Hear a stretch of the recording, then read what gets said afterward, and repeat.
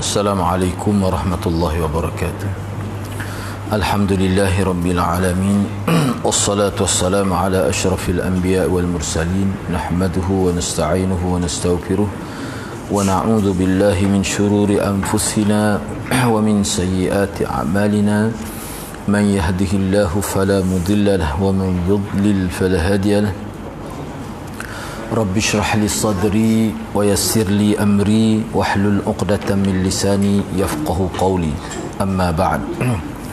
Alhamdulillah, bersyukur kepada Allah Subhanahu wa taala kerana pada petang ini dapat kita bersama. Insya-Allah pada petang ini kita akan sambung perbincangan berkenaan dengan penjelasan kaedah yang ke-10, iaitu setiap perkara baru yang tidak ada sebelumnya di dalam agama adalah bid'ah. Setiap bid'ah adalah sesat dan setiap kesesatan itu tempatnya di neraka. Ini kenyataan umum, kenyataan umum daripada Rasulullah sallallahu alaihi wasallam. Di bawah tajuk itu pada minggu lepas kita bincang dah sebahagian yang mana dalam perbincangan ini dikemukakan beberapa contoh pandangan tokoh-tokoh berkenaan dengan bid'ah ini, dari segi ta'arifnya dan contoh secara ringkaslah. Jadi pada petang ini kita sambung pada muka surat 79, iaitu pandangan Imam Hafiz Ibn Rajab Al-Hambali. Ini tokoh besar dalam mazhab Hambali. Dia syarah kitab Imam Nawawi. Itu kitab apa ni, Matan Arba'in itulah. Dah syarah dia tu pun terkenal. Baik, Hafiz Ibn Rajab ni dia biasa terkenal dengan Ibn Rajab lah. Bila sebut Ibn Rajab tu orang kenal lah, ini tokoh besar ni. Beliau rahimahullah menyebutkan yang dimaksud dengan bid'ah adalah yang tidak memiliki dasar hukum dalam ajaran syariat yang mengindikasikan keabsahannya. Maknanya tak ada satu dalil lah. Bila sebut bid'ah ni, perbuatan yang tidak ada alasan yang kukuh daripada syar'i. Itu maksud daripada ajaran syarak tu, sehingga kita boleh kata dia ni maknanya absah lah. Dia ni boleh diamalkan, dia ni sahih, tidak menyalahi agama, tidak ada. Bila sebut bid'ah tu, itu maksud bid'ah. Adapun yang memiliki dasar dalam syariat yang menunjukkan kebenarannya, maka secara syariat tidaklah dikatakan bid'ah, meskipun secara bahasa mungkin dikatakan bid'ah juga. Jadi sebenarnya apa yang disebut oleh Ibn Rajab ni, dia sebut dari sudut kaifiat lah. Kalau kita perhatikan semualah, ulama kata bid'ah sampai mereka jadi sesak itu, dan sesak tu boleh bawa kepada neraka. Sebab masuk neraka tidak semestinya kafir, tidak mesti. Tidak mesti dia tu syirik, tidak. Untuk masuk neraka ni, hak syirik, hak kita kata kufur tu, hak tu jelas lah. Mana orang Islam pun boleh masuk neraka bila tak cukup syarat, bila lemah sangat kedudukan dia tu, dari segi kita kata pahala sedikit, dosa banyak, menyebabkan tak layak masuk syurga itu. Boleh berlaku kepada umat Islam gitu.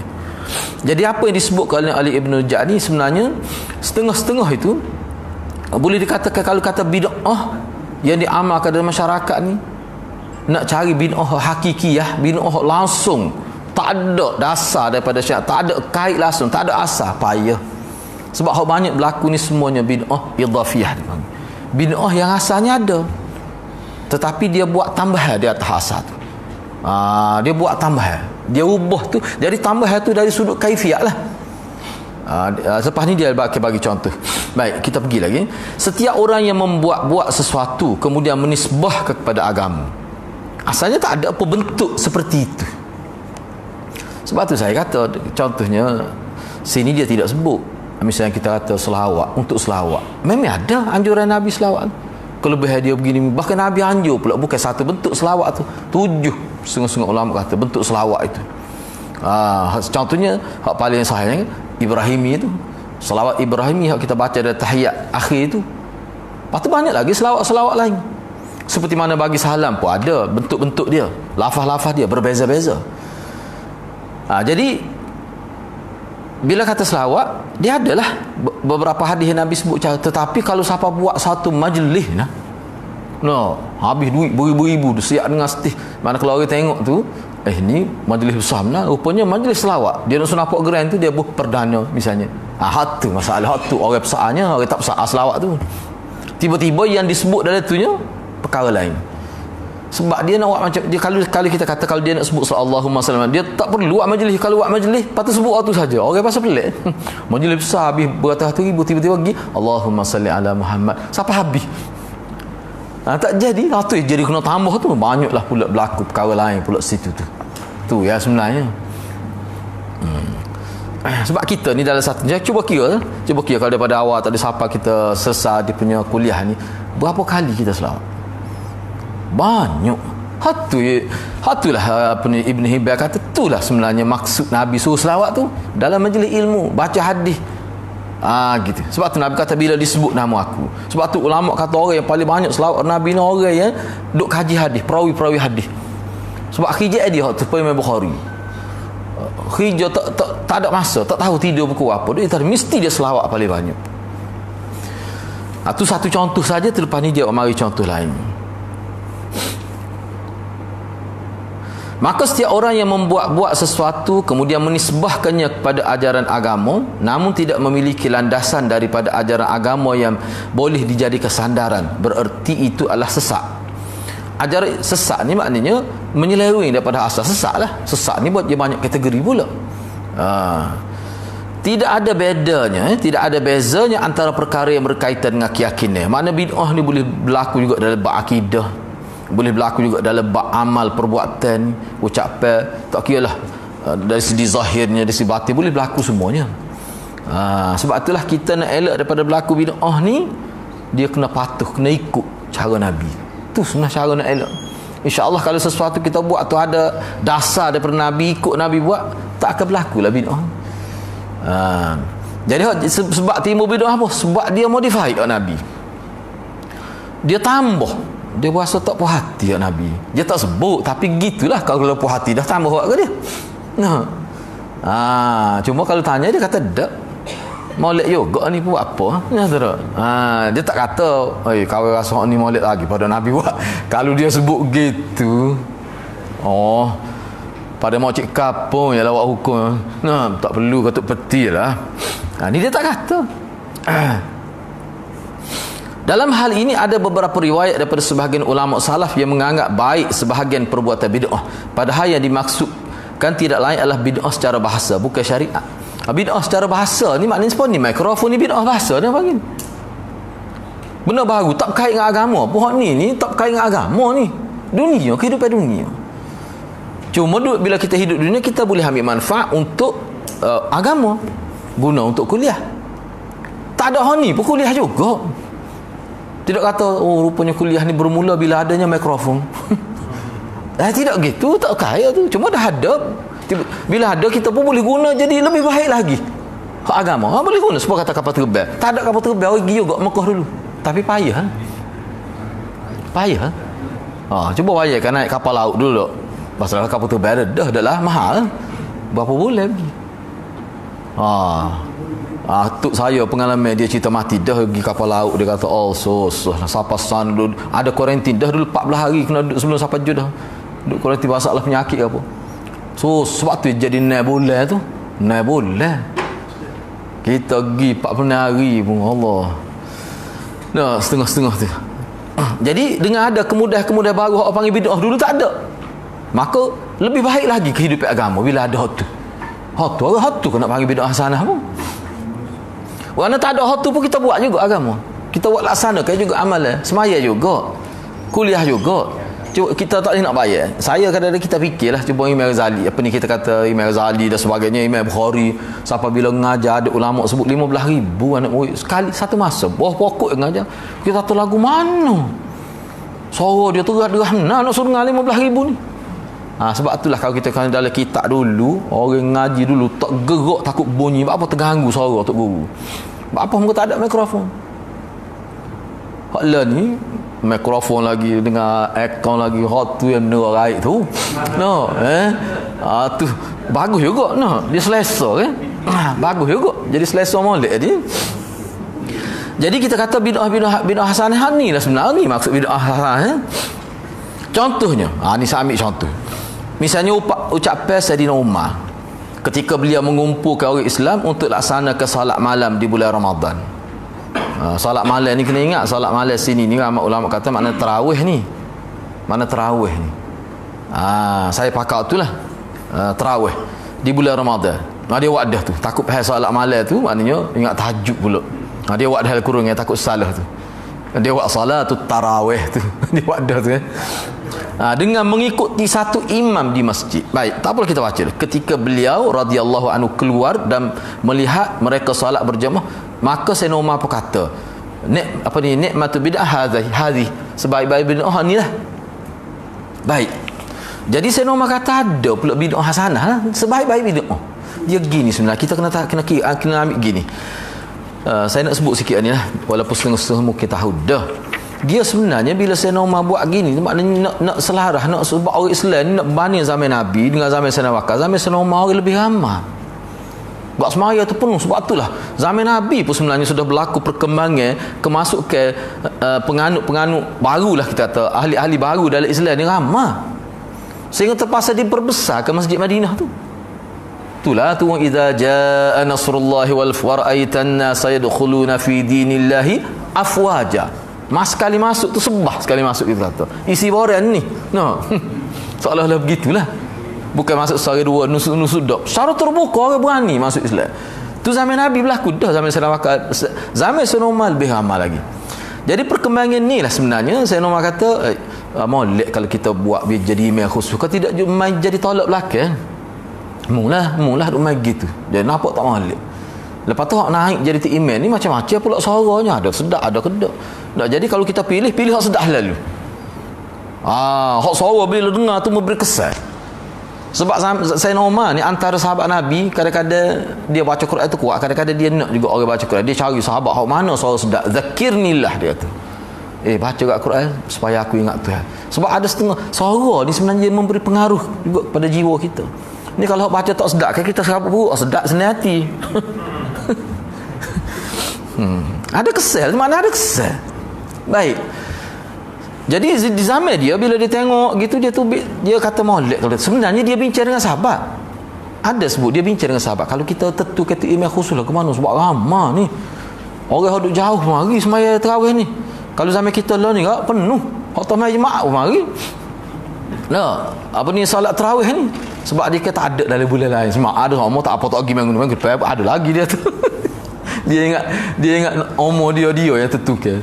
No, tak apa tak pergi hari ni, tak pergi jemaah minggu depan ada lagi. Lepas tu minggu depan tak pergi, lepas tu ada lagi. Dia rumah gitu. Tapi orang ni sekali setahun ni, sebulan. Lepas tu dia meriah. Kata pak kita ni meriah lah. Ada lah banyak sebab meriah tu.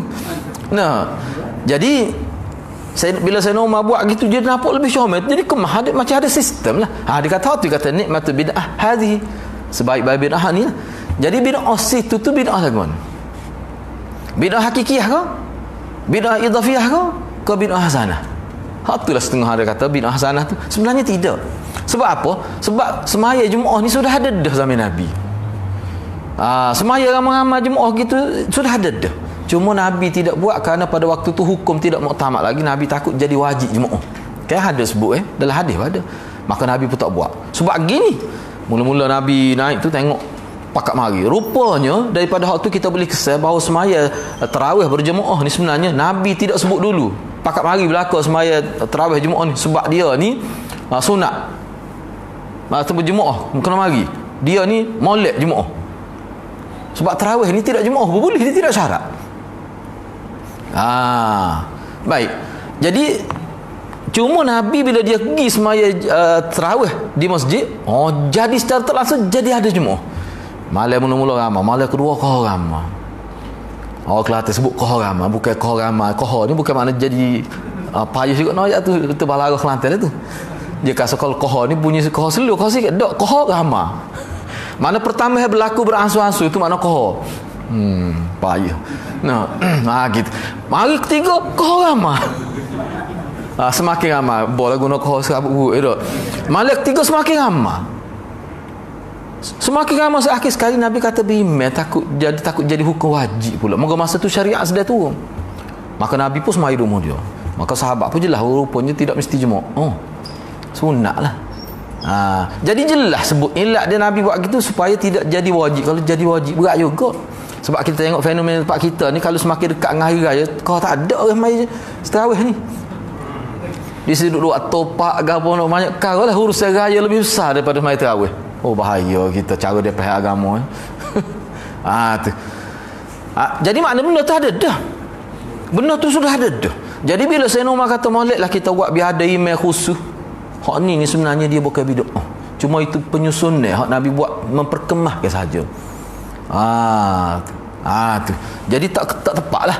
Kalau kita nak kata bid'ah pun setengah ulama kata bid'ah tu latih email. Hak tu bid'ah hasanah. Latih email khusus. Sebab zaman Nabi tak ada khusus. Sebab apa? Sebab khusus dah. Nabi tu jadi email. Siapa dia berani nak jadi email? Nabi ada. Khusus dah tu. Tak sedar ayat Nabi lambat apa, cuba kita tengok dalam hadis. Lambat ada ketika Nabi lambat, ada ketika sakit perut ke apa tu dah lambat. Sahabat tunggu. Sehingga mai siapa nyuruh habis dah budak-budak. Kan kita belajar dalam Sunan Nasai. Tidur habis bila Nabi kita tengok nerah ada atas masjid nerah. Siapa ada sahabat laung mana suruh semaya Isya tu betul pakat marilah aku. Tunggu tak naik ke mana pun. Terbaik naik ya. Tak naik. Tu.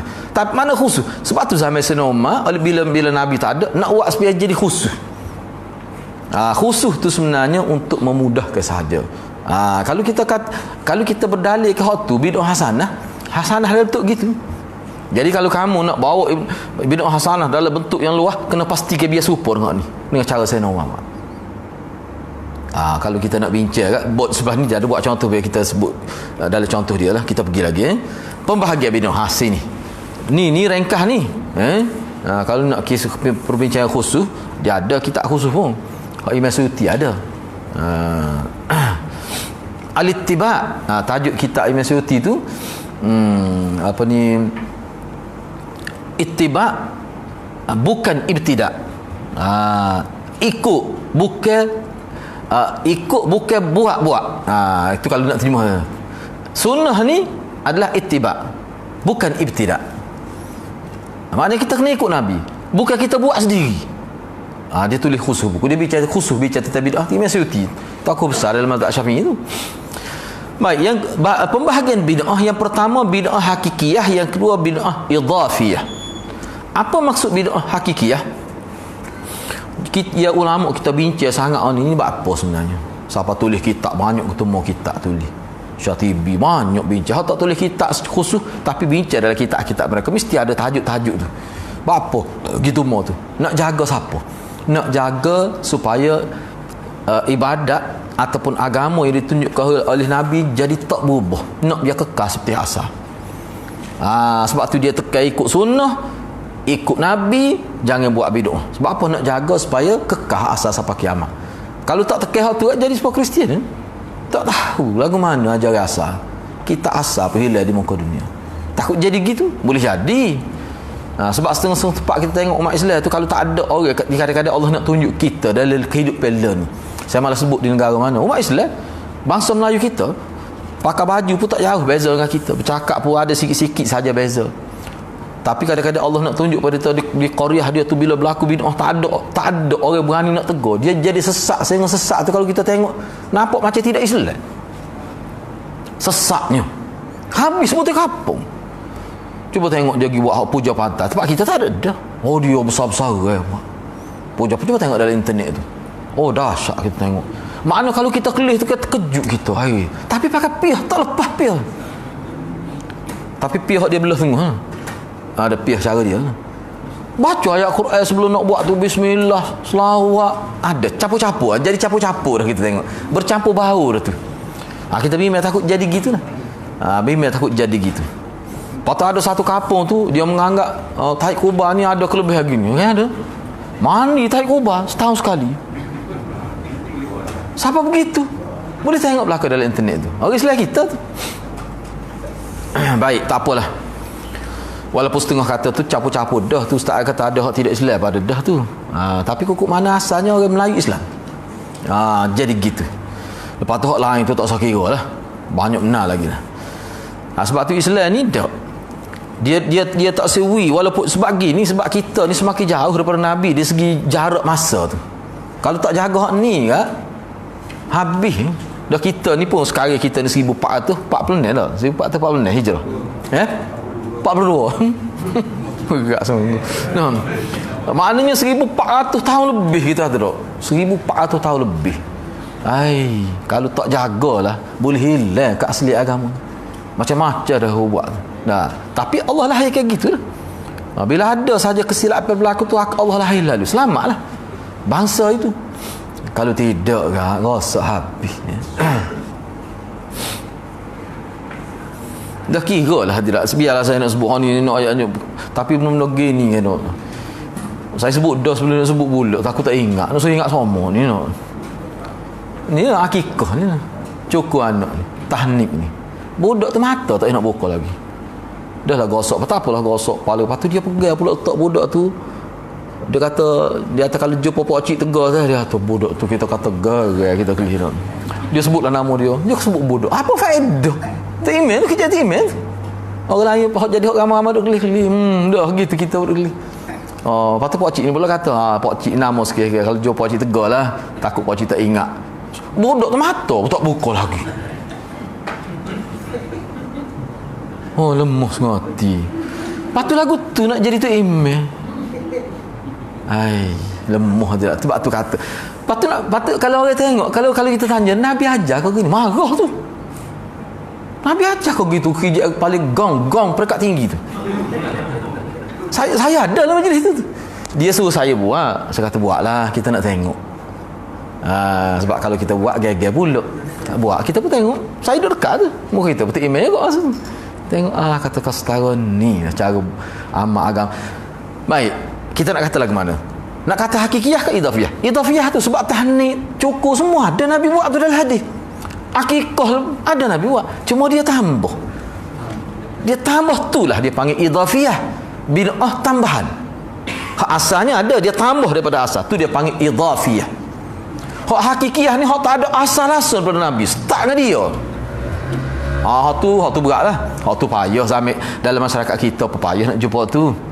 Tak ada mesti sebab apa? Kalau buat hak tu tak ada kita yang timbuk kat orang lain dah. Hak ni payah sebab dia nampak molek.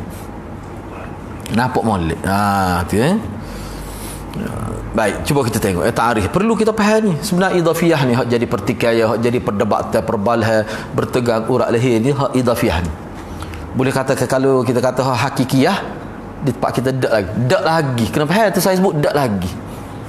Sebab hak dia bawa idafiyah ni pun dia tak bawa lagi hakikiyah tu. Sebab kalau kita tengok tempat dia dalam internet tu, video-video dia sudah buat dah hakikiyah tu. Sungguh-sungguh tepat tu. Baik, bid'ah hakikiyah adalah bid'ah yang tidak memiliki dalil sama sekali daripada syariat, daripada kitab Allah, daripada sunnah ataupun daripada ijma' ulama, serta tidak ada dalil yang digunakan oleh para ulama baik secara global maupun secara kita kata spesifik ni. Oleh sebab itu disebut sebagai bid'ah kerana dia merupakan hal yang dibuat-buat dalam perkara agama tanpa contoh sebelum itu. Sebab nampak zahir itu seperti agama. Di antara contoh dia bagi contoh sini. Dalam bid'ah adalah bid'ah perkataan Jahmiyah. Lepas ni dia akan sebutlah Jahmiyah tu. Cuma sini dia buat kenyataan umum dulu. Misalnya perkataan Jahmiyah yang menafikan sifat-sifat Allah, bid'ah Qadariyah yang menafikan takdir, bid'ah Murji'ah yang menafikan yang memisahkan di antara amalan zahir dengan i'tiqad dalam hati itu. Itu pokok Murji'ah. Dan lainnya yang mereka mengatakan apa-apa yang tidak dikatakan oleh Rasulullah dan para sahabatnya. Sebab itulah ulama kita sebut kan, banyaklah akan datang kita akan bincang dalam bab ni. Akan datang kita akan bincang, nanti kita sebut sana lah, berkenaan dengan ucapan-ucapan yang berkait dengan akidah. Kita kena fikir tu. Misalnya kita contoh ni lah. Kita akan bincang akan datang. Saya tengok dalam internet tu perbincangan. Jadi ada ulama kata tak apa ni, Tuhan ni mana tidak bertempat. Misalnya Tuhan ada tapi tidak bertempat. Istilah tu istilah tu mari daripada mana? Memang kita kata Tuhan tidak bertempat, tapi ada di mana-mana. Tuhan tidak bertempat, ada di mana-mana. Ada orang tanya, dalam makhluk tanah ada ke tak? Nak jawab mana? Dah ada di mana-mana. Jadi sebab tu Nabi tak guna tu. Nabi tak guna. Cukup dah kata tak serupa dengan makhluk. Cukup. Tu ya sunnah kata-kata Quran. Laisa kami. Tuhan ni tak ada. Tuhan ni tidak relatif Tuhan. Tidak ada nisbiyah pada Tuhan. Tu Quran guna, hadis guna. Jadi Tuhan ni wujud tidak bertempat tapi berada di mana-mana. Tu buah siapa dia tu? Siapa dia kata? Kalau tidak pokok falsafah. Pokok falsafah ya guna tu. Lepas tu mana lebih pening? Di antara laisa kami, Tuhan ni dia tidak sama dengan makhluk. Tu hak Quran guna. Pening ke kita tu? Tak pening. Dengan kata Tuhan wujud tidak bertempat tapi ada di mana-mana. Nak faham mana? Kita pun tidak katalah faham itu jadi salah, jadi sesak kafir kan. Tak. Cumanya orang panggil kesal dia. Bila kita tinggal Quran kita ambil tu jadi lagu mana? Padahal cukup dah Tuhan ni tidak sama dengan makhluk, cukup dah. Bahkan bila kata Tuhan tidak sama makhluk seperti sebut dalam Quran dan hadis, bila Tuhan kata dia ada tangan pun kita jadi faham molek tu. Ni lah. Ada orang tanya. Kalau kita nak jawab mana? Bunyi mudah ha. Dalam makhluk tanda ada ke tak Tuhan? Nak jawab mana? Dia kata tu tidak beradab. Bukan isu beradab, isu ilmu nak tahu. Dalam kata Tuhan ada di mana-mana. Cuba ya. Sebab tu Quran tak guna gitu. Dia guna Tuhan ni tidak sama dengan makhluk. Kira ke mana-mana pun. Asal tidak sama tu tak apa, tauhid lah tu. Tu yang benar je. Sebab tu bagi saya, sebab tu sahabat dia tak terima masalah. Sebab dia tak masuk pengaruh luar ke masa. Ni ada masuk pengaruh luar ni. Tu sebenarnya mudah ya, sebenarnya tauhid ni mudah dah. Maknanya mudahnya tauhid sehingga sahabat hak tak cerdik, sahabat biasa pun boleh faham. Sanggup mati kan agama. Hak ni orang cerdik tak nak faham ni. Payah tu cara lagu tu. Baik tak usah lah ambil orang mudah ni. Ada juga penyakit orang nak payah. Kita kata ambil orang ni orang kaya dah tak siap nak kaya diri. Lepas tu dia ni pasti tak mana. No. Baik.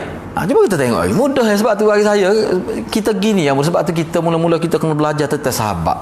Saya lepas habis ni saya nak bincang khusus pula tentang pemahaman sahabat terhadap akidah. Ada kitab khusus 5 jilid kitab tu. Pemahaman sahabat tentang syariat. Bagaimana sahabat faham tentang hadis-hadis hukum. Bagaimana sahabat faham tentang akhlak Nabi aja. Pemahaman sahabat kau paling tepat tu. Anak murid Nabi, dia ada ngaji dengan Nabi. Ada kalau dia kata Tuhan ni adanya Allah ni tidak bertempat tapi ada di mana-mana. Nak faham lagu mana? Cuba ya. Hak Tuhan kata laisa kamitsli syai', itu asas tauhid. Allah ni tidak sama dengan makhluk dia. Tu letak tengok cara wahyu sebut. Cara wahyu sebut. Baik. Contoh lainnya adalah mendekatkan diri kepada Allah dengan hidup kependitaan. Mana tidak bergaul dalam masyarakat, bila nak berzikir melarikan diri pada masyarakat. Tak ada. Cuba tengoklah batu kata pelik semua. Cuba tengok Nabi semaya tahajud bangun tengah malam. Tepi Aisyah kadang-kadang bila Aisyah belepak kaki dia, siapa makna Nabi akak. Mana tepi bini dia maya. Tidak kata pergi duduk dalam gua Hira. No. Seperti mana sebelum ni, tak pergi lah. Tu. Kalau siang hari kat di masjid malam kat, kalau ibadat sunat mai dalam bilik dia, isteri dia ada. Aisyah berapa kali riwayat Aisyah pegang kaki dia. Kadang-kadang engkau dekat. Aisyah balik tu kaki dia pagi tempat sujud Nabi. Bila Nabi nak sujud, Nabi ramah. Ada riwayat setengah tu Nabi akak kaki dia. Dia sedarlah bahawa Nabi sedar solat. Tu. Yang dikatakan kependitaan ni mengasihkan diri suluk sampai berbulan-bulan setahun. Semua agama ada tu. Islam yang tak ada. Islam yang tak ada. Kalau ada pok kita nak berzikir nak dekat pergi di Gunung Ring, itu jenis lain tu. Itu kena aku sampai pergi ke Gunung Ring tu. No, pergi ke macam tu tidak cerita lain tu. Cerita lain tu. Saya ni dalam satu video kuliah Tuan Ibrahim Tuan Mel, dia pernah sebut. Saya dengar video tu 10 minit lebih. Dia pernah pergi dia pergi di Malaysia kita tak kira ada Kedah gunung gua ke dia Kedah tak ingat. Adalah dia pergilah Tuan Ibrahim dia cerita pengalaman dia sendiri. Dia pergi masuk tu dalam gua tu gelap, ada hidup zikir dalam tu. Tuan Ibrahim tanya dia, bila lagi masuk dalam ni? Dia kata, dia tersebutnya tak silapnya dia kata situ 27 hari tak silap dia. Boleh tengok mula ada dalam internet tu. 27 hari dah tak tobik-tobik. Tapi dia duduk lepas tu berapa lama dah duduk sini. Dia kata nak cukup 40 hari. Tuan Ibrahim kata makan aku dia tahu ni tak tobik-tobik. Lepas tu mai mak lagu mana. Sebab tu biasa pok ni dia pergi ke dia atas guna alasan musafir. Dia tak buat di gua kapun dia. Sebab tak cukup marhalah musafir. Dia pergi kepala kira-kira lepas tu 2 marhalah tu. Tak apalah, lepas tu mai Jumaat lagu mana. Tuan Ibrahim dia kata bakal pokok ni bawa Maggi aku rasa ni kata ni. Dia nak ayat Tuan Ibrahim nak ayatnya bahawa Islam ni tak ada pasal itu. Dia ayat terang dalam kuliah dia. Tak ada pasal itu. Tu kependidikan itu maksudnya. Sunyi setara mana pun dia tak lawan masjid. Tak setera lah sebab saya terada tu. Nak kecing takut. Dia pergi tinggal kita di gua tu. Lepas tu dia kelik pergi tok guru ni. Duduk sini ada tu. Nanti kita mari pula baru tubik. Kata tak ada pasal lagi ni. Tengah malam pukul 12 malam bunyi belaka apa-apa. Kadang dia tak bunyi pun kita jadi bunyi. Sebab tu jadi bila kita belajar hadis kata ni hak Nabi tak ui bagi lagu ni lah. Bagi lagu ni hak Nabi tak ui. Dia kata memelah, dia kata mula-mula kita akan takut pada makhluk, lama-lama duduk lagi biasa apa lama jadi takut tu ada lagu tu. Mula-mula memelah takut go tu, takut go ni, takut hatu. Mari belakang dia takut sebelum takut pada Allah tu. Cara tu tak kena tu kalau lagu tu cara tu. Tak kena tu. Tak ada Islam tak ada gitu. Tempat hak kita anggap sehebat mana tempat suluk tu dia tak akan boleh lawan masjid. Tak akan boleh lawan masjid. Etikah tu pahala dia. Ni agama. Macam gini kalau kita nak perinci apa kenapa Islam ubah tu. Nabi sebelum terima wahyu duduk di gua Hira. Selepas terima wahyu tak pergi dah. Duduk main belik di sekitar Kaabah. Walaupun masa tu darus syirik lah, tidak darus tauhid. Tapi duduk main situ sebenarnya Nabi nak ajar situ tempat orang Islam. Tu yang pertama. Yang kedua, kenapa masjid tu jadi ke tempat ibadat? Dan masjid ni mesti bersifat terbuka. Dia isyarat kepada Islam ni dia hidup secara terbuka, hidup dalam masyarakat. Tu cara agama. Dia tidak hidup menyendiri di gua. Cuba bacalah buku Ibn Taymiyah lagu mana. Zaman Ibn Taymiyah ni zaman orang kuat tarikat, kuat sufi, sehingga ramai mana orang Islam bila nak dekat daripada Tuhan kat pergi bukit zaman dia. Kau tu dia marah sangat tu. Enggak zaman dia lah juga berlaku ta'assub mazhab punya. Banyak kan? Zaman dia orang pergi maya Mekah tu kalau mazhab Syafi'i, dia ikut imam dia 4 imam. Kita 2 imam pun gagal dah. Sana dulu pernah 4 imam. Ni tu imam mazhab Syafi'i. Pernah berlaku tu zaman Ibn Taymiyah. Hak tu ya dia kuat sangat dia serai apa-apa ni tu salah tu. Hak tu ya ramai musuh dia tu. Orang marah dia tu. Cuba bayar ke. Enggak benda tu orang zaman kita ni pun berlaku lagi. Pergi semaya jemaah, pergi Mekah ni saya pengalaman saya ketika pergi 2014 pergi nak ayatnya benda. Jadi benda-benda gitu bila berlaku pada saya kita teringatlah sejarah kita baca tu. Betul sungguh ada sungguh. Cuma dia tak berani kata ke kalau dia nak waktu email sukunya kata ke tu jaga masjid haram tu belok belakang. Tu dia nak buat gitu. Tapi dia buat di hotel. Popok ni. Popok Abbas ni. Popok Abbas ni. Lepas ni kita bincang Abbas tu gapo dia. Popok Abbas ni. Dia kata kita pergi pok dia ni memang semaya jemaah di hotel. Sebab dia tak pergi tu imam Wahabi dia tu. Lepas tu apa jemaah lagi saya tanya sebab jemaah tak lewat sini. Tak lewat di hotel. Terpaksa darurat dia kira. Tu umat Islam. Patut dia marah sangat bila kepada Ibn Taymiyah pun.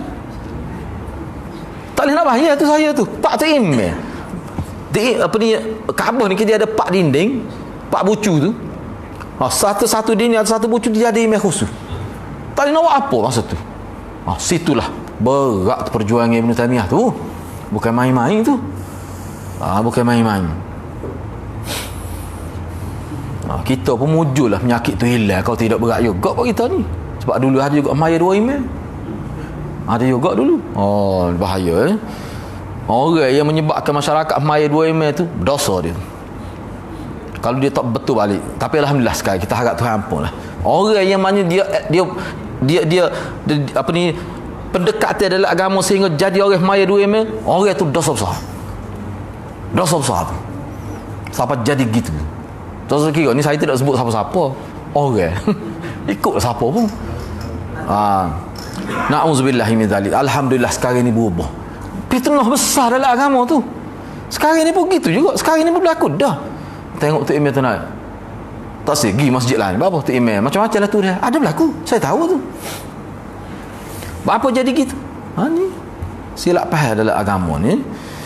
Baik, dia buat sini. Moga tuai kita ni, moga hidup lagi tuai kita sebab dia mari contoh semasa. Jangan dimarahlah. Dia kata setuju duk dia sudah. Dia kata contoh lagi Maulid Nabi dia sebut mari. Kat Maulid Nabi negara kita jadi protokol acara negara tu. Tapi kalau tak saya sebut, takut Nabi kata apa tak sebut. Maulid Nabi. Sahabat Nabi pun tak buat. Tak ada satu tokoh-tokoh besar dalam mazhab pak pun buat. Memang kita tidak nafi ada. Misalnya Mesyuti ada sebut boleh ingat kepada kelahiran Nabi. Ingat. Ada sebut tu. Hot tu lah. Hot ni habis duit banyak. Acara khusus. Dan pengisi semasa tu hot tu pelik-pelik. Barang pelik-pelik. Siapa belaroknya? Akak sepanduk apa? Klinik kapung. Kalau pun nak kenali tu, dia pergi hidup balik. Sebelum ni lama dah tak tahulah. Lah ni pergi hidup balik. Bahkan saya tengok, biarlah saya nak sebut dah. Ni kita kena tahu perkembangan. Tadi saya pergi semaya masjid lain. Minggu lepas masjid lain kita nak tahu. Memang dia doa semula ada 2 kali ni lepas semaya. Sebelum tu masjid tu tak ada. Ni masjid besar-besar saya pergi 2 minggu dah kita pergi. Tengok kata ada pula. Tu. Maknanya ada satu perancangan lah sebenarnya. Tu. Doa tu Al-Fatihah patut doa pula. Dulu tak ada tu. Zaman Nabi tu tak ada lah. Tu tak ada. Tu kalau kita nak kata idhafiyah tu lah. Doa selepas maya tu ada. Tapi lagu tu buat tu. Mari mana? Supaya ni orang kita buat ada. Benda-benda kecil lah. Kalau kali akhirat kita tengok selepas ni. Lah ni style ni kalau kita perhati sebelum dia doa lepas mana? Waqala apa ni? Waqala rabbukum ud'uni astajib lak. Baru dia berdoa. Tu ada nyak. Tu pula. Silap-silap ke pula ahli jemaah tak tahu punya nak doa kena baca tu dulu. Bila ada? Cuba tengok lebih senior pada saya. Dulu tak ada gitu. Tak ada. Jadi benda-benda gitulah. Kalau benda gitu kita nampak kecil, apalah ustaz salah muka ayat Quran juga kita duk baca tu. Tak boleh gitu.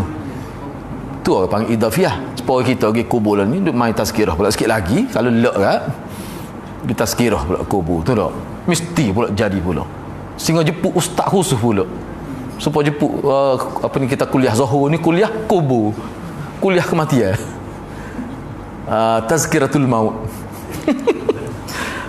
Berat. Sebab tu jangan terbaik buat kalau Nabi tak buat. Tak usah lah.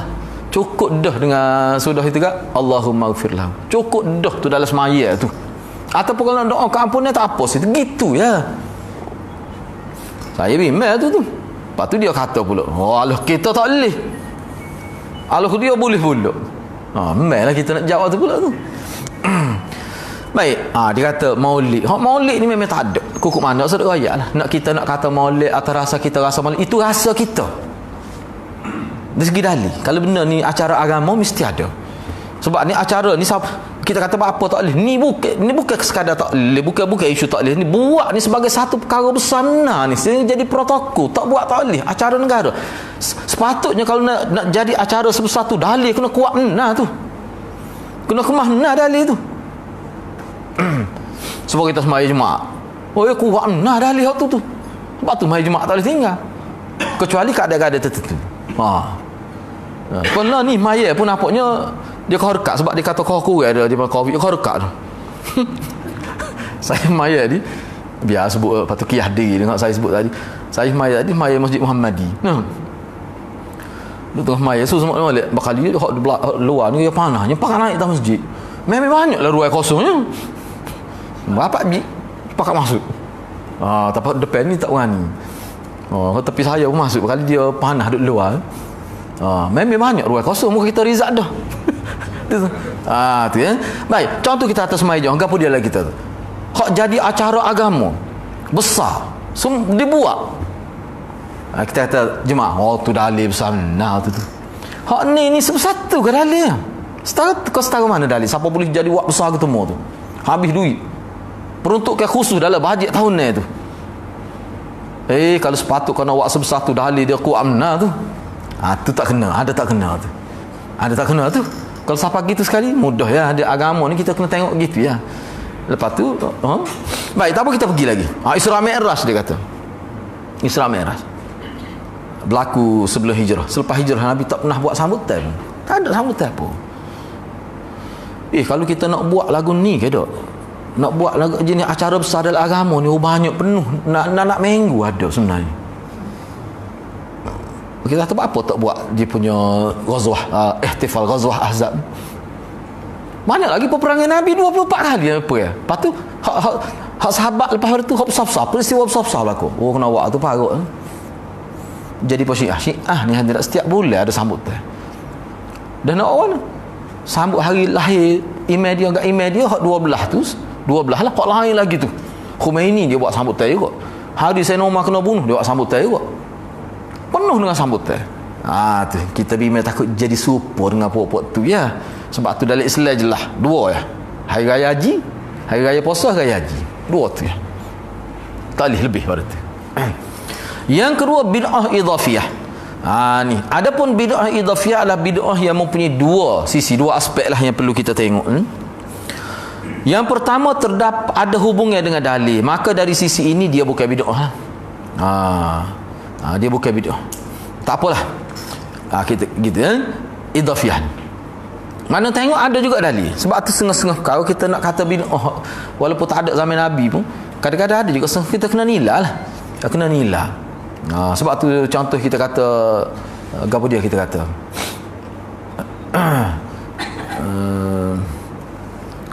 misalnya kita ambil semaya hajat lah kita kata. Ada setengah-setengah. Saya pernah bincang dengan beberapa orang guru lah, orang hadis ke.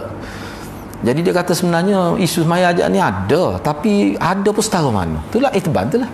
Ada itban. Memang ada berlaku semaya Jumaat tu di rumah dia. Sebab dia nak buat rumah dia tu satu sudut tu tepat semaya khusus. Macam Masjidul Bait lah. Memang tak boleh niat itikaf. Cumanya untuk dia ibadat malam situ dia nak buat. Tak boleh itikaf ke mana itikaf masjid ni ya. Tak boleh lain. Tapi dia nak buat tempat ibadat. Sebab kita ada bilik khusus tempat ibadat. Kalau nak ibadat kat situ lah. Jadi boleh jaga dari segi kebersihan banyak perkara. Molek lah. Sahabat pun buat. Saya nak bakar ni buat khusus luar rumah. Tepi rumah dia. Saya nak bakar buat. Dia panggil masjid saya nak bakar. Tu. Maka dia pun suruh Nabi. Nabi pun semai lepas mai tu ada makan. Masalah sekarang ni dalam hadis dia lah, kalau nak kira misalnya Dr. Mazhar dia kata tu tak jelas, memang tak jelas tu dia sebut tu atas nama hajat. Sebab tak ada disebut niat tu maya gapo, cuma hajat sahabat tu. Jadi makna benda tu kecil benar tu, tidak kuat tu. Dalil tidak kuatnya dia tidak menjadi satu acara besar di kalangan sahabat. Mana sahabat tahu pun tidak kata kalau gitu Nabi pergi mau kawin tu. Lepas tu mah kita lah ke mana? Pakat susun jaruah. Habis masa gitu ya okey ayat kadang-kadang. Kata wano ustaz daripada Nabi pergi kau okey ayat tu. Gitu. Sebab tu Nabi dia tak habis masa dalam benda-benda gini. Sebab tu sahabat lain pun dia saya nak bakar Nabi tak buat gitu. Saya nak bakar dengan itban ni mana lebih. Saya nak bakar tak aci kan. Lepas tu rumah hamba pula bila Rasulullah tak ada saya bakar saya. Cerdik sahabat dia faham. Benda tu gitu tak ada gapo pun. Nabi beli utah ke sahabat beli utah naik rumah baru tak ada tu. Maknanya benda tu tidak ditekankan, mana lemah benar tu, maknanya sekadar tu ya. Kita ni dak ada. Nabi nak pergi perang apa tak ada buat. Pada perang besar. Maknanya kita ni saya sedih tengok. Ni hak tengok sendiri ni. Dia beli kereta. Ustazah buat dia kumpulan dia. Dia liku kereta tu. Dia duk baca Yasin, kereta duk tengah. Lepas tu dia letak air ni air mineral dia. Lepas tu dia mandi, dia jiru. Saya tengok sendiri. Allah kata, ustazah dia mengajar di masjid-masjid juga seorang. Dia buat. Maya ajak. Lepas tu aksiden, 2-3 hari aksiden kata tu. Bila aksiden, hak sapa pada saya ni orang lain. Sebab menggemuk dia tu baik juga kita. Dia kata anak dia kata, maya ajak aksiden juga tu. Cuba tengok. Bapa yang jadi orang awam biasa jadi silap faham tu. Kisah orang agama dia buat. Tu konon-kononnya dia kata nak suruh berkat ke apa. Lepas tu aksiden tu tak berkat. Tu benda sebab tu tak boleh bagi-bagi lagu ni. Jangan lebih-lebih. Jangan lebih-lebih. Saya tak tengok sendirinya, tapi sebab dia sepupu dia tu guru saya. Ada satu kes di Kelantan kita tengok. Dia jual air maya aja, air asing, air masuk apa ni 30 juzuk tu ni masuk. Dia besar ni, kecil sikit, dia bagi dua macam ni. Tepak dia buat khusus tempat gudai dia, tempat dia letak. Dia isi air dia tapis lah, dia tapis air penuh. Berapa lori tu. Waktu dia baca, dia panggil pelajar hafiz. Dia ada kelas hafiz ustaz ni. Dia pelajar. Masuk lagi mana. Sebab tu kena buka tudung. Kalau tidak tak masuk. Dia kena buka tudung. Cuba bayar ke agama lagu tu. Tu lemah kita dah. Sebab tu Dr. Mazhar kata, pergi jampi di pergau ni lah. Dia panggil pergau ni, dia baca situ lalu senang. Tu marah pula kau kawan tu. Betul kawan tu sebut tu. Dia baca di pergau, dia empangan selalu. Duk serik di bera dia tu baca. Baca jogok lagi. Jadi lagu mana? Air tu. Tu lebih manfaat besar lagi. Kata lagi. Kita tak kenal apa boleh orang ambil air tu. Berat sengerti agama lagu ni. Jadi nego pula. Lepas tu kalau kata memperdagai ke agama, marah. Baik. Yang kedua ni tidak ada hubungan sama sekali dengan dalil. Tak ada. Melainkan seperti apa terdapat dalam bid'ah hakikiyah. Artinya ditinjau dari satu sudut ia adalah sunnah kerana bersandar pada as-sunnah. Namun ditinjau dari sudut ia adalah bid'ah kerana hanya berdasar pada syubhat. Ni kena tanda. Sebenarnya hak ni sebab tu saya tanya. Sini semuanya isu dia isu kaifiyat. Dalam bab bid'ah idafiyah, isu dia adalah isu kaifiyat. Hak tu paling besar. Cara tu. Okey, cuba kita tengok lagi. Adapun perbezaan antara keduanya dari sisi makna adalah bahawa dari sisi asalnya terdapat dalil. Tetapi jika dilihat dari sisi disebut dah sini. Memang ada dalil, kita terimalah ada dalil lah. Idhafiyah ni. Tetapi kalau kita tinjau pula, analisa pula dari sudut cara buat, sifat ibadat, masa dilaksanakan ibadat dan perincian dia sebegitu. Perincian tu. Okey, contohnya, contoh saya ambil. Sebab ada sebut pada saya tu. Dia mari dalil Imam Suyuti kata boleh sambut maulid ni. Betul sambut.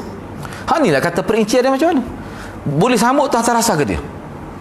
Sebab tu kalau kita sebut kat dia kata tengok awak dengan Imam Suyuti mana alim, pelik ngerti. Kita sekarang ni kita nak tahu bila Imam Suyuti sebut gitu apa dalil dia nya. Dalil Imam Suyuti tu apa? Sebab Imam Suyuti ni tulislah kitab bid'ah. Sebab tu kita faham apa yang disebut oleh Imam Suyuti selain daripada ingat.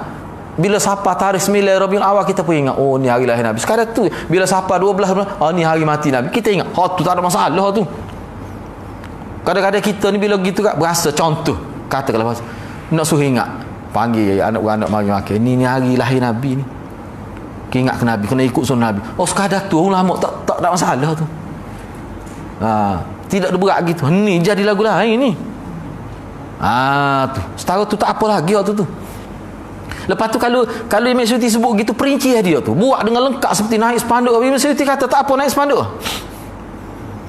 Lepas tu buat seperti kita buat sekali. Ada perinci dia? Tak ada. Ibadat ditaklih gitu. Ibadat, sifat ibadat kena ada perinci dia.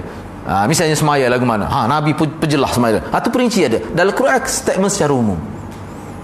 Ni lagu mana perinci dia macam mana? Sebab kalau ibadat yang sah daripada Nabi, dia ada perinci dia. Dengan jelas. Sebab tu ulama fiqh dulu tak bincang sebab apa? Dia tahu dah. Tahu dah ke dia? Ikutlah tahu mana pun. Sebab dia tak bincang awal lagi. Tak ada gaya kapur yang ni. Tidak ada dalil sama sekali. Padahal kali itu dia membutuhkan dalil. Bid'ah semacam itu kebanyakan terjadi dalam ibadat dan bukan kebiasaan semata-mata dalam bab ibadat. Okey, kita pergi lagi.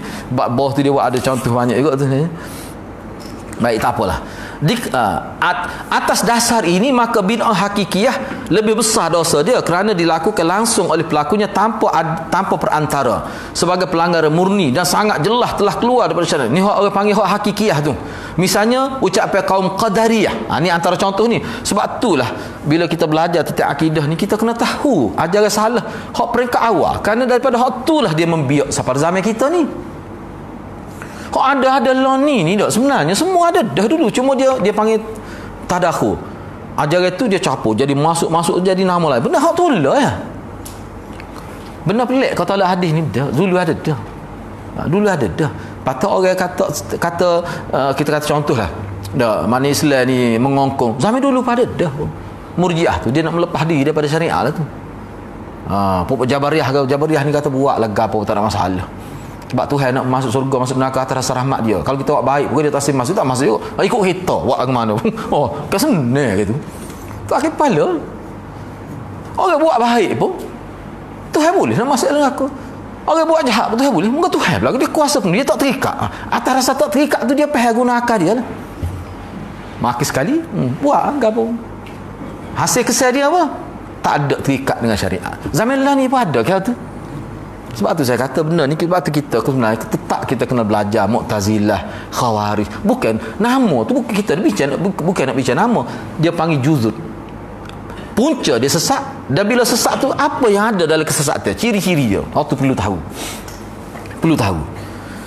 Misalnya Qadariyah, antara yang dia sebut, dia kata baik dan buruk semua tu dinilai dengan akal. Dia juga kata hadis ahad tidak boleh buat hujah dalam agama. Sedangkan hadis ahad ni adalah hak tu lah hak banyaknya. Tapi moga kita tak belajar usaha dia tahulah. Sebenarnya hadis ahad lah hak banyaknya. Hadis ahad ni, gapo dia pula hadis ahad tu panjang ceritalah tu. Tak apalah.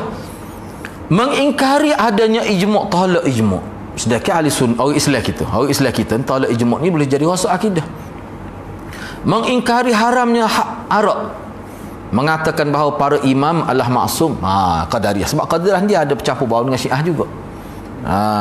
Tu dalam pengajian lah peringkat awal lagi ni. Terlepas berdosa dan lain-lain seperti dikatakan bid'ah idhafiyah, artinya bahawa bid'ah itu jika ditinjau dari satu sudut disyariatkan, tetapi dari sudut lain ia hanya pendapat belaka. Sebab dari sisi orang yang membuat bid'ah itu dalam sebahagian kondisinya masuk dalam kategori pendapat peribadi dan tidak didukung, tidak disokong oleh dalil-dalil dari setiap Islam. Memang betul sungguh tak ada dalil pun. Memang tak ada dalil, nak kata dalil tak ada, cuma atas pandangnya dia rasa tak salah. Rasa tak salah tu bagi dia adalah dalil. Hak tu jadi rosak tu. Lepas ni lah kita tengok contoh bagaimana pandangan ulama kita dalam bab ni. Sebagai contoh bid'ah di sini. Dia buat mari contoh. Sebab tu saya kata tu kitab ni dia ada lagi. Dia buat azam dia kata zikir jama'i. Tempat kita ni zikir jama'i kata lepas maya ya. Dak tempat lain tidak dia zikir di masjid. Cuba tengok dalam internet. Kalau di Turki ni zikir dia hak dia tukar zikir tu pakai skirt. Dengar terbuk besar rambut dia pakai khusus, uniform dia khusus, dia berzikir tu molek nampak sepobo-bobo dalam laut tu. Patutlah ni pada dah Indonesia apa benar lah ni pun zikir ni jadi memang macam orang drift tu ni. Bercara dia berat tu tak. Kalau lek benar-benar gini, kalau tidak itu bahaya. Cuba tengok cara zikir jama'i. Tidak diragukan lagi bahawa zikir pada asalnya dianjurkan dalam Islam. Zikir memang lah ada kitab khusus je, Azkar Imam Nawawi.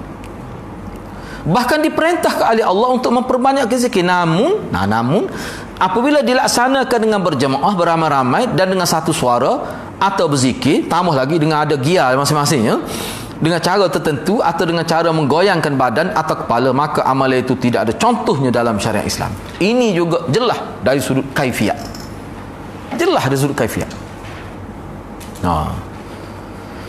Cuba tengoklah ada. Kita kata tahlil, contoh ambil tahlil dah. Memang ada banyak riwayat tentang tahlil, tapi cara tu macam mana Nabi buat? Adakah seperti kita gitu? Mula-mula slow, kalau dua-dua sekali tega tu masuk dia tega tu nyala Allah dia bunyi dah tu kau tu naik angin lagi tu. Siapa setengah tu tepuk paha. Kita kejut dekat tepi dia. Ya adalah gitu. Hak tu saya kata tak boleh terima aku bagi lagu ni. Sebab dulu kita buat, dulu saya jadi tok syekhnya.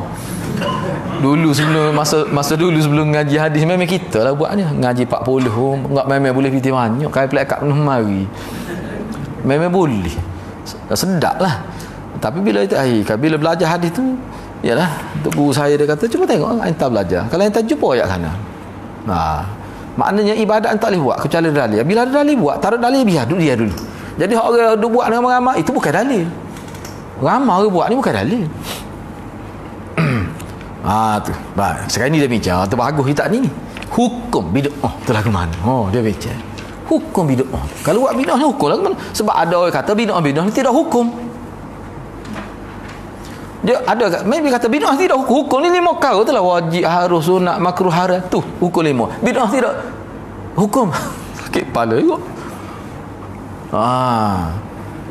Lepas tu dia kata sesat tidak hukum. Sebab apa? Tak ada dalam hukum 5. Berat lagu tu. Dia hukum ke sesat?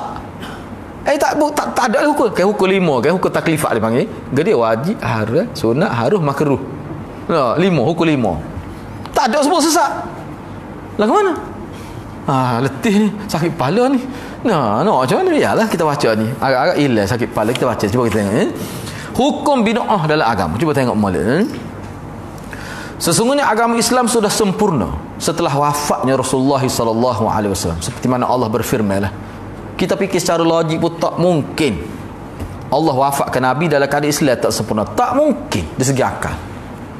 Bila tu ayat al-yawma akmaltu lakum dinakum wa atmamtu alaikum ni'mati wa raditu lakumul islam madina, pada hari ini, hari ketika Nabi sebut ayat ni, aku telah sempurnakan untuk kamu agama kamu, dan aku telah lengkapkan ke atas kamu nikmatku, dan aku puas hati. Saya terjemah mengikut cara Tok Guru Mufti Besar Kelantan. Aku puas hati Islam sebagai cara hidup kamu. Allah puas hati, Allah redha. Baik, dia pun sebut huraian dia. Rasulullah sallallahu alaihi wasallam telah menyampaikan semua risalah. Semua risalah, tidak ada satu pun yang ditinggalkan. Beliau sallallahu alaihi wasallam telah menunaikan amanah dan telah menasihati ummah. Kena ingat nasihat ni asal bahasa Arab. Orang kita pun guna. Cuma pemahaman orang kita nasihat ni dia tidak lengkap. Nasihat ni takrif yang terbaik dalam banyak-banyak takrif, inginkan kebaikan. Tu makna nasihat. Hal tu paling baik. Saya jumpa ni mula-mula ngaji dengan Maulana. Maulana tanya, nasihat-nasihat ni apa maksud? Sebab dalam hadis sebut nasihat untuk Allah, nasihat untuk Rasul, okay? Sebut ke tak? Apa maksudnya?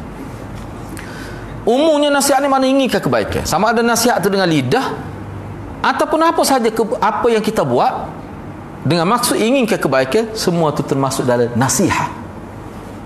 Tu. Kena faham tu, Kewajipan seluruh umat mengikut petunjuk Nabi Muhammad sallallahu alaihi wasallam. Kerana sebaik-baik petunjuk adalah petunjuk Nabi Muhammad, dan sejelek-jelek perkara adalah yang diada-adakan.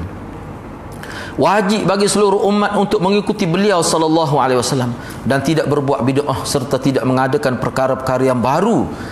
Kerana setiap yang baru dalam agama adalah bid'ah, dan setiap yang bid'ah adalah sesat. Ini dalam konteks agama.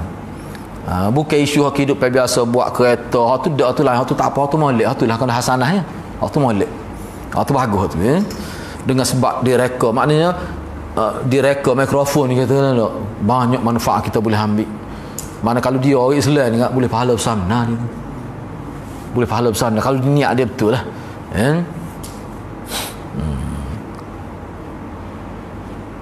Kita boleh tengok sebenarnya dalam nanti akhirat lah ada panjang cerita tu. Cerita ni zaman kerajaan Islam, di zaman kerajaan Umayyah pada, kerajaan Abbasi pada. Sehingga ada khalifah zaman dia tu, dia siasat nah. Dia siasat mana pelajar-pelajar duduk di asrama ni bapa main nak mengaji agama. Dia kata aku kalau puak-puak ni tidak ikhlas, dia kata aku nak bakar sekolah. Hampir-hampir nak bakar, tapi adalah beberapa orang. Ialah ada setengah tu sebut Imam Abu Hanifah, macam-macam lah sebutnya. Macam-macam lah sebut, wallahu a'lam lah. Tapi nak ayatnya dia jaga sangat keikhlasan dalam agama tu. Tu dijaga sangat. Jadi kenapa saya sebut ikhlas tu? Kerana kalau ikhlas sungguh dia akan ikut tepat seperti Nabi. Nabi buat gini-gini. Di sini dia akan ada lepas ni saya tak ingat muka surat apa. Cuba kita baca dulu. Tidak diragukan lagi bahawa setiap bid'ah dalam agama adalah sesat dan haram. Sesat dan haram. Bila kata sesat tu mana haram lah. Dia kata sesat ni tidak hukum, bid'ah tidak hukum. Bid'ah tak haram lah. Tak ada bid'ah sunat. Haram. Hasanah tadi lain. Kita bincang kemudian lah tu. Baik, iyyakum wa muhdatsatil umur, ni Nabi bersabda, fa inna kulla muhdatsah bid'ah wa kulla bid'ah dalalah. Hati-hatilah kamu terhadap benda-benda baru dalam agama, kerana setiap benda baru ni bid'ah, dan setiap bid'ah tu sesat. Ni berkait dengan bid'ah dalam agama. Baik, demikian juga Nabi bersabda, man ahdatsa fi amrina hadza ma laysa minhu fahuwa raddun. Mana-mana ataupun sesiapa yang melakukan perkara baru dalam urusan agama kita, yang mana asalnya tidak ada dibuat dalam agama, tidak ada berkaitan, maka tertolak, Tuhan tak terima. Kedua hadis di atas menunjukkan bahawa perkara baru yang dibuat-buat dalam agama adalah bid'ah. Dan setiap bid'ah itu sesat dan tertolak. Bid'ah dalam agama itu diharamkan. Namun tingkat keharamannya berbeza-beza bergantung berkait dengan jenis bid'ah itu sendiri. Jadi bid'ah ni dia ada, walaupun dia tu haram, tapi dia ada perbezaan berdasar pada kesan dia. Ada jenis bid'ah yang menyebabkan kufur, ada juga, seperti bertawaf keliling kubur untuk mendekatkan diri kepada para ini ada berlaku di kalangan pokok tarikat. Dia tawaf kubur untuk guru dia. Ada berlaku gitu. Ke tempat kita ni ada suluk siapa gali kubur, duduk tepi kubur kan tempat kita ni nak. Gialah topak tak ada saya gidah nak masuk dia tak wui dia koci. Dia kubur tu, masjid tepi atau kubur depan dia tu. Dia gali dia duduk dalam kubur tu dia suluk. Kita tak perlu tahu dia tu siapa, kau tak tahu tak apa. Perbuatan tu lagu mana tu dalam agama tu. Patut dia kira gini, kita kena yakin. Kalau tak yakin ni bahayalah. Nabi ni, rumah Nabi dengan kubur berkat juga. Pergilah Madinah, boleh tahulah kubur Baqi' tu dekat tak dekatnya. Dekat benar. Tapi Nabi tidak pergi duduk soluk gali lubang kubur. Hak tu untuk orang mati je tu. Ni siapa buat gitu? Boleh jadi ikut ke dalam agama? Tak boleh. Ni ngatuk selehong mana alim, dia kata mu ngatuk selehong. Dia kata kita pula. Kata bukan isu tuk selehong tu. Sebab tu tak ada orang ikut lah ni. Koci nak tahu apa. Dah kalau molek buat lah. Apa tak buat? Tak kena, ada tak kena lah tu. Ada tak kena. Kalau kita kata gitu marah, dah lah, dah tak kena dengan agama. Nak kan? Baik. Keliling kubur dengan maksud untuk mendekatkan diri pada penghuninya, mempersembahkan sembelihan dan nazar kepada kubur itu. Berlaku di Besuk ni. Di Terengganu ada berlaku. Dan berdoa kepada mereka, minta doa kepada mereka terus, bukan bertawassul. Tawassul tu satu perkara, ni minta terus dengan dia. Ada juga berlaku ni, hak berat benar lah ni. Meminta keselamatan kepada, minta selamat dengan orang mati tu. Demikian juga pendapat kalangan Jahmiyah, Mu'tazilah dan Rafidah. Tak apalah. Ada juga bid'ah yang kira-kiranya menjadi syirik. Bid'ah tu jadi syirik, seperti mendirikan bangunan atas kubur, salat, mana beribadat, maksud dia beribadat sini atas kubur, dan mengkhususkan ibadat si kubur. Dan maksudnya tak boleh kena rombok kubur tu kalau buat atas masjid. Kalau masjid buat atas kubur tu, asalnya kubur pergi buat tempat ibadat, tak boleh. Tak boleh gitu. Ada orang salah tu kubur Nabi tu. Kubur Nabi tu dia bukan masjid. Tak boleh iktikaf situ. Dia asalnya di luar tu, bukan masjid asalnya tu. Cuma bila masjid tu, sebab tu orang tak boleh mayat itu. Dalam tu dia tak boleh mayat. Kubur Nabi tu tidak masjid kubur Nabi, walaupun duduk dalam masjid lah ni. Jadi mana dulu tu? Dulunya dia bukan masjid. Kemudian bila diperbesar tak kena gali kubur Nabi. Sebab tu dia buat pagar tu. Bahaya kalau tahu buat pagar, buat terdedah gitu, nak tahu lagu mana. Tinggal raudah. Nya tidak pergi ke raudah, saya rasa. Nya pakat berebut di situ. Cuba agak baca sejarah. Dia gini dalam dia punya pernyataan, saya pernah jumpa di dekat Masjid Muhammadiyah ni ada seorang tua dia. Saya tak ingat nama. Saya pernah pergi jumpa dia. Ni kira-kira orang hak dulu ketika boleh masak diri dalam hotel lagi, dia jadi mutawih dah. Dia pergi beli lauk kedai klik masak untuk jemaah dia. Mutawih zaman dulu cerita dia. Saya pergi rumah dia, tak tahu dia ada lagi kedai. Mula-mula saya nak jadi mutawih banyak tahun dah. Dia kata lagu mana, dia cikgu pencing. Dia kata cikgu pergi Mekah jadi mutawih, tak tahu bahasa Arab, wah buta. Dia kata dia cerita. Gak masa tu kita nak cakap putih puak dan tak erti pula. Lah ni erti dah lah. Kalau kita pergi kacau putih tak apa sana, buat dia erti. Ni dia kata kita tak boleh harap, dia tak boleh harap putih. Kata lagu mana dulu lagu mana dulu? Dia pun cerita dulu lah. Dia cerita A to Z. Dia cerita saya dulu, dia kata memang boleh pergi kadang-kadang sekali pergi boleh 100,000 main. Sebab apa? Dia urus dia boleh masak sendiri, semua boleh buat dia belakang zaman tu. Bila kita tanya tu, kita tanya ada kau pergi jilat kubur dini Nabi. Saya nak tanya tahu dia memang ada. Wak klik tu ya kerajaan Saudi marah tu. Dia kata pergi tu jilat kubur.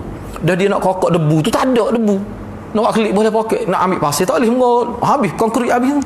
Dia gila orang Melayu kita.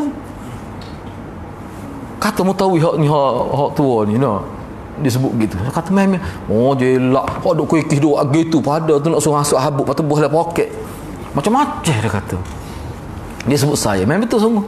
Sebab saya tanya beberapa orang dah Mutawi hak tidak selama dia lah, dia ni kira tua sungguh siapa tak lagi dah Mekah. Lama sungguh dia kata dia masak dia kata memang ada jilat. Cuba bayar ke. Enggak kubur Nabi, kubur wali pun dia buat gitu, Nabi lagi lah. Ni bid'ah ni. Ni boleh jadi ke syirik, boleh jadi ke syirik, macam-macam lah. Dan mengkhususkan ibadat di kubur. Tempat kita ni padar ke? Tak bawa gambar dah nantilah. Nanti kita itu kan hak di apa ni di apa dia panggil? Alah kau ni. Pulau Condong ni.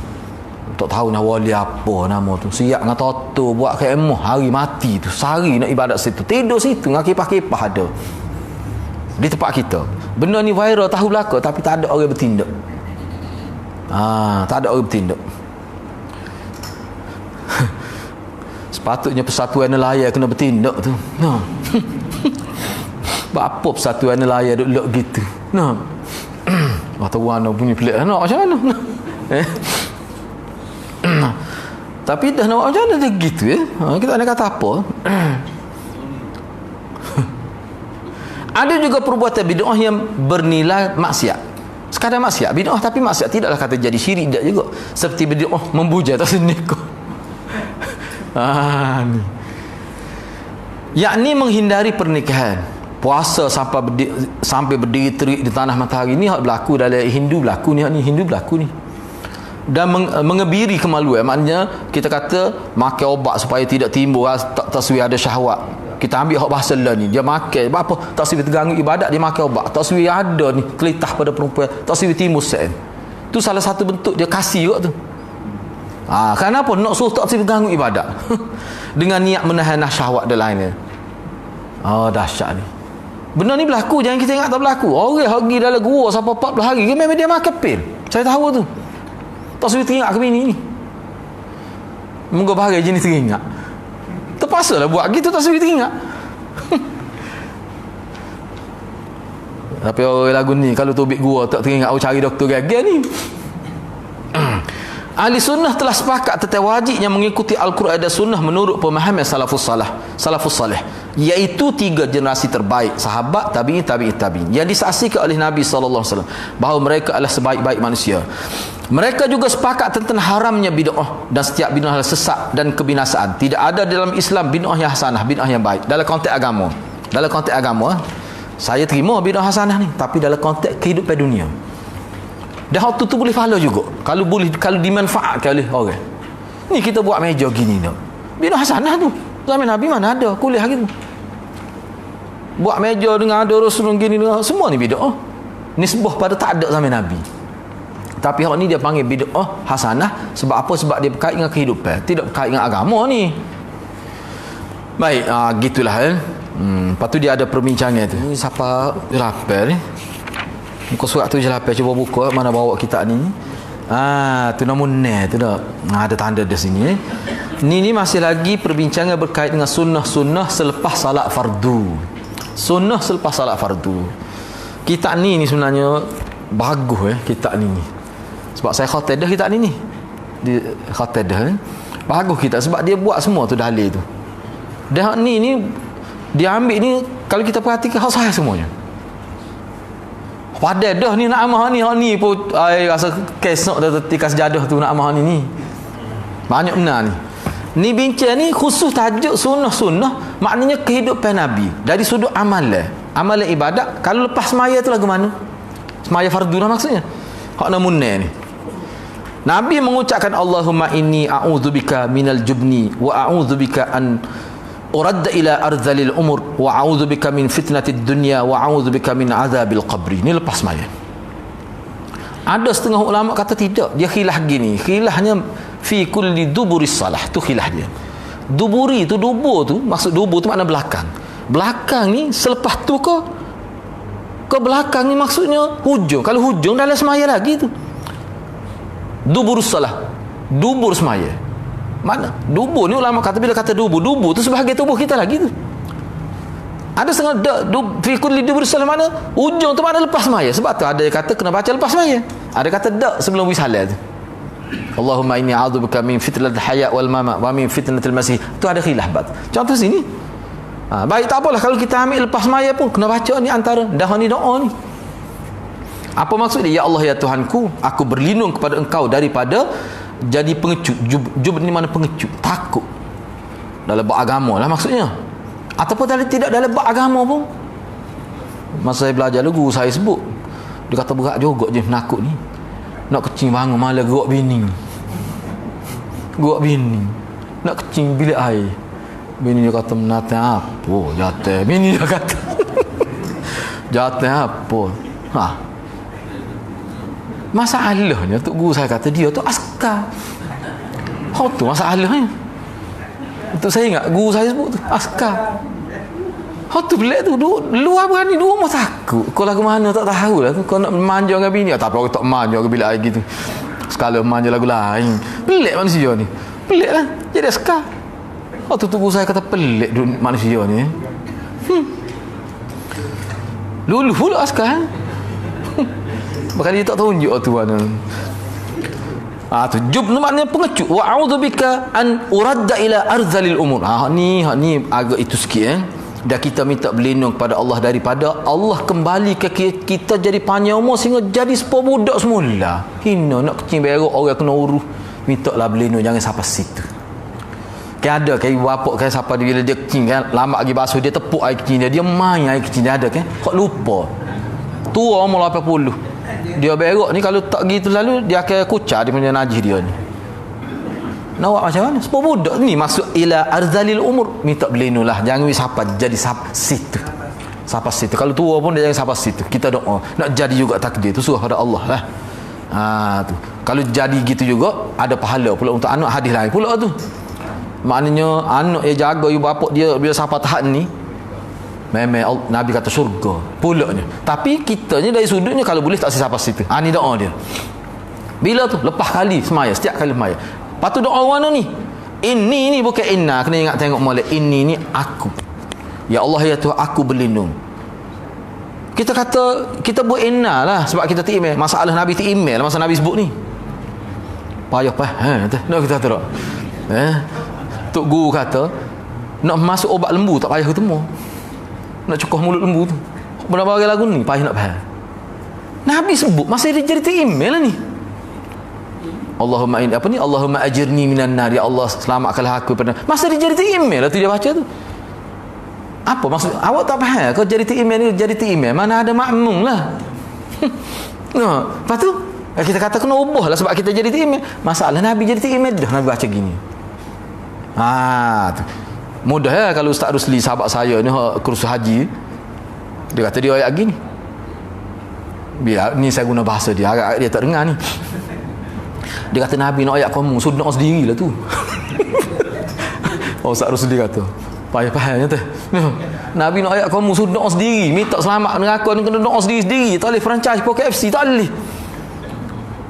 Dia bab ni kena doa sendiri-sendiri. Nabi nak ayat tu lah tu. Sahabat faham boleh. Sebab tu masing-masing kata Allahumma ajirni minan nar. Masing-masing kata. Tiba-tiba kita Allahumma ajirna. Kita kata tak molek ke? Tak, sebab Nabi buat gitu. Bukan isu molek tak molek.